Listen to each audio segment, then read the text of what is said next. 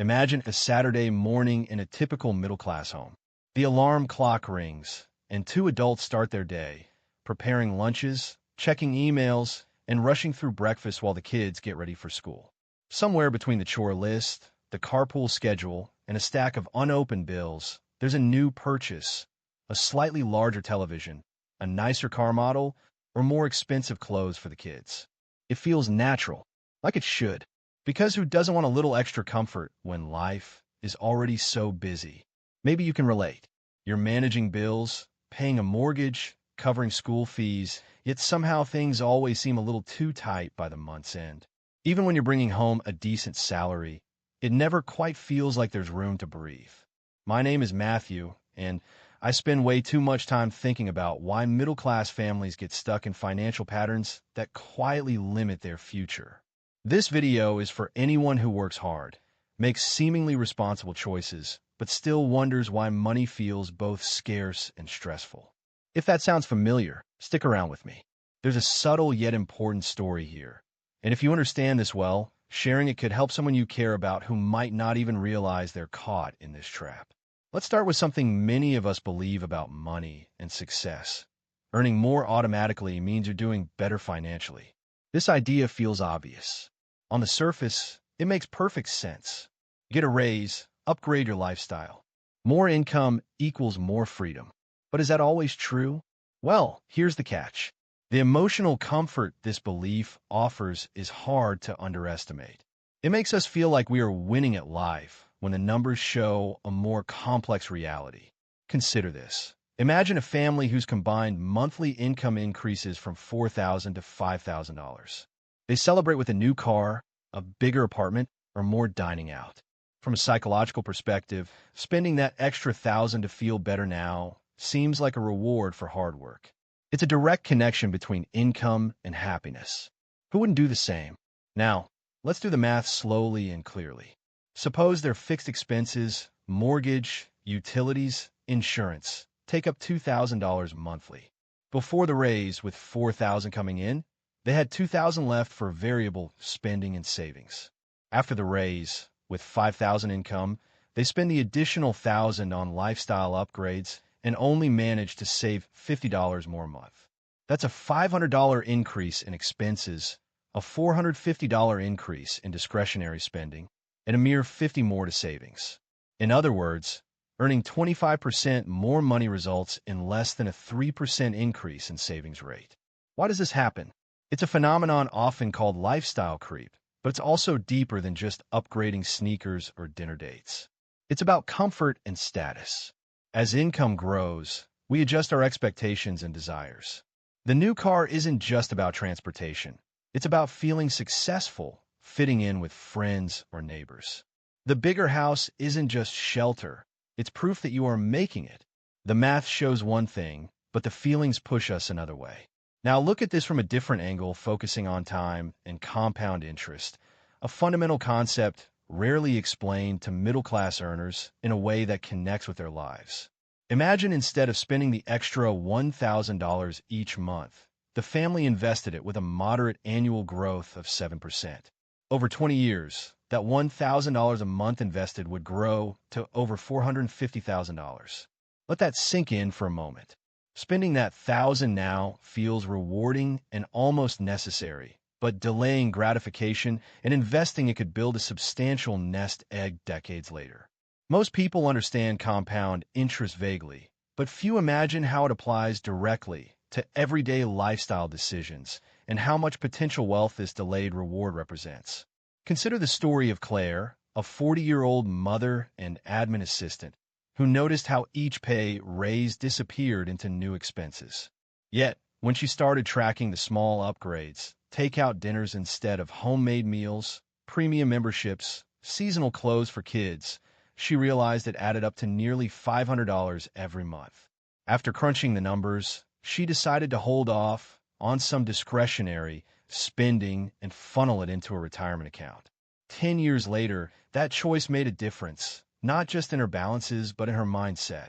She felt more control, less tied to the paycheck. That shift changed her ideas about money and security. At this point, a common objection might be, But life is expensive. Kids need things. Emergencies happen. It's not that simple. And of course it isn't. I'm not suggesting anyone live without joy or that all discretionary spending is frivolous. The trap is not about occasional treats. It's about subtle, incremental shifts that accumulate unnoticed. What if instead of blaming poor money habits on individuals, we looked at this as a systemic pattern reinforced by cultural, social, and economic structures? Zoom out. Look at the big picture. Middle-class families operate in an ecosystem where salaries rise slowly, interest on debts is high, costs of living inflate relentlessly, and social pressure nudges spending upward. Banks, advertisers, even friends often reinforce lifestyle-based definitions of success. The result? A cycle where income increases feed expenses instead of wealth. It isn't personal failure. It's a collective challenge. Ask yourself, when did spending more become more important than saving more? How often do you catch yourself justifying, this time it's worth it, only to find that time repeating itself until it becomes a pattern? Let's explore an analogy from the kitchen, a domain everyone knows. Imagine cooking a soup that simmers slowly over several hours. If you keep opening the pot to check or add salt impulsively, you disrupt the process and the flavors never develop fully. But if you trust the simmering, avoid distractions, and only add small adjustments at the right times, the soup strengthens in depth and richness. Our family budgets are like this soup. The simmer is the steady building of savings and investments. Constantly spending the extra income is like lifting the lid too often or throwing in extra ingredients that change the recipe. The slow, patient approach yields a better financial flavor over time. Shifting to another analogy, think about traffic on a highway during rush hour. When too many drivers try to leap lanes to get ahead, everyone ends up stuck, moving slower. However, when drivers maintain speed and stay patient, the flow is smoother and delays shorten. Money decisions, especially around lifestyle upgrades, are like joining traffic.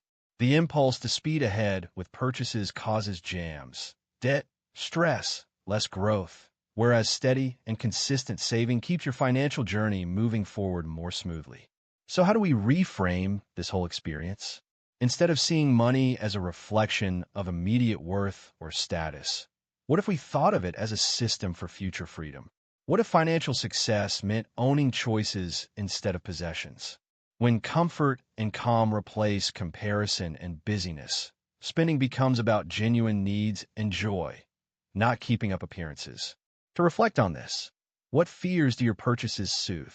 Is your spending driven by habit, pressure, or actual value?